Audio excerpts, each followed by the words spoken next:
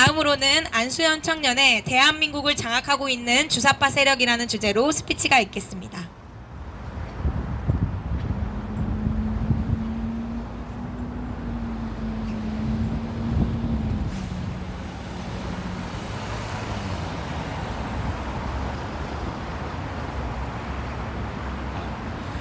안녕하십니까. 하나님을 사랑하고 자유 대한민국을 사랑하는 35살 청년입니다. 여러분들은 주사파라는 말을 들어보셨습니까? 잘 모르신다고요? 그렇다면 김일성 주체사상이라고 하는 이 주사파 세력들이 무엇이고 대한민국에서 어떤 일을 하고 있는지 알려드리도록 하겠습니다. 조국 법무부 장관 후보자였고 겉으론 깨끗한 척하며 속으론 온갖 부정을 저지른 조국 사태로 대한민국을 혼란시킨 장봉인, 그리고 이인영 현 통일부 장관, 딱 봐도 북한 인민군 같이 생겼음, 임종석, 이 셋을 필두로 현 문재인 정권과 민주당, 정의당, 정부기관, 노동계, 언론, 각종 사회단체를 모조리 장악하고 있는 자들이 바로 대한민국 586 주사파 세력들입니다. 주사파들은 정의하면 다음과 같습니다. 한평생 대모질이나 하면서 신나게 꿀 빨던 세대, 대한민국 현정 역사상 최악의 독재, 반체제, 반법치, 반자유, 반인권 세력. 세 번째, 주사파 후손들만 귀족이 되는 사회주의 계급 세습 국가가 건설인 목표. 평생 대모질만 했는데도 계속 잘 살 수 있었던 축복받은 80년대 학번들. 80년대, 특히 80에서 88년도는 대한민국 격동의 시대였다. 박정희 대통령이 10년간 다져놓은 경제 안보 기반 하에 경제와 국방은 나날이 좋아지고 국민에게 공정하고 정의로운 기회가 주어졌으며 꿈과 희망을 품고 오로지 본인 일만 신경 쓰던 시기였습니다. 고성장에 익숙해지고 더 높은 가치, 즉 자유, 부의 균등, 분배, 인권, 근로자 권익에 대한 욕구가 싹트고 학생 운동이 폭발적으로 증가하던 시기이기도 합니다. 그 당시에는 큰 노력을 들이지 않아도 좋은 대학에 진학할 수 있었고 대기업에 취직하는 일도 그다지 어려운 일이 아니었습니다. 그리고 능력이 없어도 승진의 기회가 많았던 세대가 586 세대였습니다. 부동산도 흑수저들도 서울에서 아파트를 어렵지 않게 살 수 있었고 부동산 값도 치솟던 세대라 벼락부자들이 많이 나왔던 세대도 586 세대입니다. 그들은 무슨 노력을 했기에 이런 혜택을 독점했는가? 아무것도 하지 않았습니다. 매일 화염병 던지고 주체사상을 달달 외우고 후배들에게 밥 사주면서 시청각 교육시키며 주체사상 교육시키려 노력한 것뿐, 그들은 단지 때를 잘 타고 태어난 운 좋은 세대일 뿐입니다. 선배 세대처럼 보릿고개를 경험하지도 않았고 전쟁을 겪지도 않았고 후배 세대처럼 진학, 취업, 불평등에 몸서리치는 일도 없었고 오직 좋은 시기에 좋은 것만 누린 세대입니다. 하지만 그 586 세대가 전부 다 나쁘다는 것은 아닙니다. 586 세대 중 대부분은 본인들이 성취한 자유와 공명선거의 가치에 자부심을 느끼고 후대 세대를 염려하며 대한민국의 가치를 존중합니다.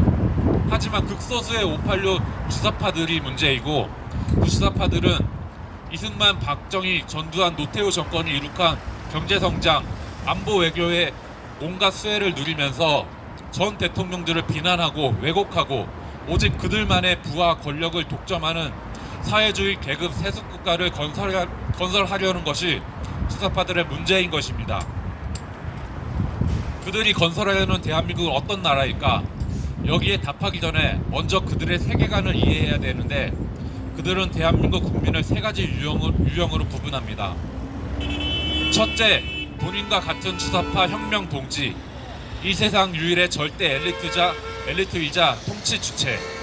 둘째, 교화가 어려운 자유우파 국민들은 숙청 대상으로 여깁니다. 셋째, 계몽시켜야 할 무지몽매한 국민들. 그들은 본인 사상이 유일한 선이며 절대적 가치로 정의하며 이에 반대하는 세력은 모두 처단해야 하고 적폐 세력일 뿐이라고 생각합니다. 현재 주사파가 주도하는 대한민국 정부, 더불어민주당, 정의당은 586 주사파 본인들이 평생 누리던 혜택을 젊은이들에게 영원히 빼앗기지 않고 100년 일당 독재 사회주의 국가를 건설하려는 수작질을 하고 있습니다. 그 수작질이 무엇인가를 살펴보겠습니다. 첫 번째, 주사파 정교조 교사들의 공산화 교육으로 청년들 세뇌 및 비판적 사고 능력을 말살합니다. 공교육이 무너져가는 지금 정교조 주사파들은 무지몽매한 대중을 만들려고 하고 있습니다. 말 잘 듣는 기초적 지식만 있는 대중 양성과 완전 북한과 다름이 없습니다. 외고, 자유고, 국제고 이런 고등학교들을 폐지하면서 교육을 전부 하향 평준화하고 있습니다. 두 번째, 로스쿨 의전원 중단.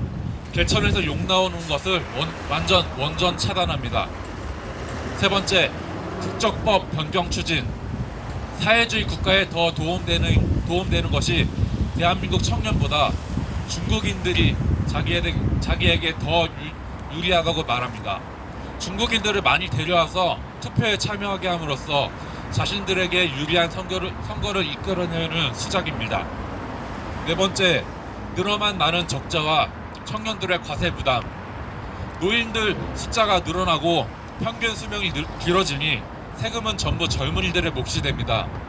대한민국 유일 절대 엘리트 주사파들이 사회주의 건설을 위한 필요자금이니 당연히 젊은이들 몫이라고 생각합니다. 다섯 번째, 페미니즘 정책의 확산입니다. 남녀 편가르기 정책. 지금처럼 남녀 간의 갈등이 심한 적이 없습니다. 페미니스트들은 한국 남성들을 벌레 취급합니다. 한국 남성들은 대한민국을 수호하고 각자 자리에서 성실하게 살아가는 가장들 그리고 청년들입니다. 페미니즘은 정신병입니다. 당장 사라져야 합니다. 여섯 번째, 동성애와 낙태법 그리고 차별금지법 등 악법을 제정합니다. 악법 제정으로 가정의 파괴, 자신들의 가장 큰 적인 교회를 파괴함으로써 자신들의 사회주의 나라 건설을 위한 개수작을 펼치고 있습니다. 일곱 번째, 방송법 개정입니다. 유튜브 개정 및 방송 규제 강화를 하고 사회주의자들은 언론, 출판, 종교, 집회의 자유 같은 일은 상상할 수 없는 궤변으로 생각합니다. 따라서 방송국 내 소수 자유우파 언론인까지 모조리 제거해야 합니다. 여덟 번째, 공수처 신설입니다. 삼권 분립이 완전히 무너지고 고위 공직자들을 대통령 손아귀에서 주무를 수 있는 초헌법 기관입니다. 아홉 번째, 사회주의 헌법 개정을 합니다. 헌법에서 자유를 삭제할 예정이라고 합니다. 내년 총선만 민주당이 이기면 70년간 물 공기처럼 일상이던 종교, 언론, 집회, 결사, 표현의 자유가 사라질 법적 토대가 완성이 되는 것입니다.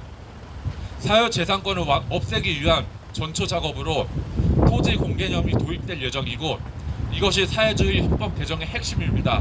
반드시 막아야 합니다. 열 번째, 검경 수사권 조정입니다.